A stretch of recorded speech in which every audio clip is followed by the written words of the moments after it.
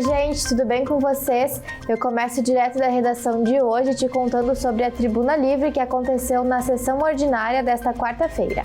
No espaço de 20 minutos foi realizado o pré-lançamento do Espia Caxias, um programa de monitoramento via câmeras de segurança idealizado pela X-Play e o Concepro.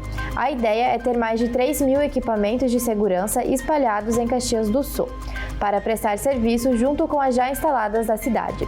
Representantes do Espia Caxias utilizaram o tempo para falar sobre o projeto, que é uma forma de monitoramento comunitário.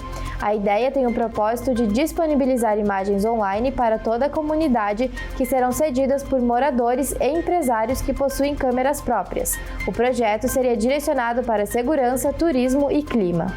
E na terça-feira, o Legislativo recebeu a visita da Escola Estadual Ellen Keller. Os alunos participaram de uma visita guiada ao prédio da Câmara Municipal para aprender um pouco mais sobre a história e o funcionamento do Legislativo caxiense. Alguns gabinetes de vereadores também receberam os estudantes. Lembrando que a Câmara de Vereadores está sempre de portas abertas para receber visitas escolares. Basta entrar em contato com o setor de Relações Públicas do Parlamento pelo número que está aparecendo na tela. E falando sobre arte, a exposição Ressignifica Arte está disponível para visitação.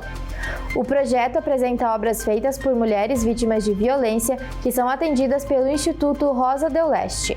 As criações buscam retratar a suavidade feminina por meio de deusas que precisam ser resgatadas em cada uma das mulheres. A exposição está no Shopping Világio Caxias até o dia 31 de agosto com entrada franca. E ainda falando sobre arte, a exposição Poesia Índia está em Caxias do Sul. O projeto apresenta a cultura indiana por meio de fotos impressas em tecidos para estimular uma reflexão sobre as semelhanças das essências que nos aproximam. As imagens foram feitas pela jornalista Vera Damian em uma viagem de 40 dias pela Índia. A exposição fica disponível de 22 de agosto a 10 de setembro no Campus 8 da UFS. A abertura ocorre em 21 de agosto. Essas foram as notícias de hoje. Tenham todos uma ótima semana.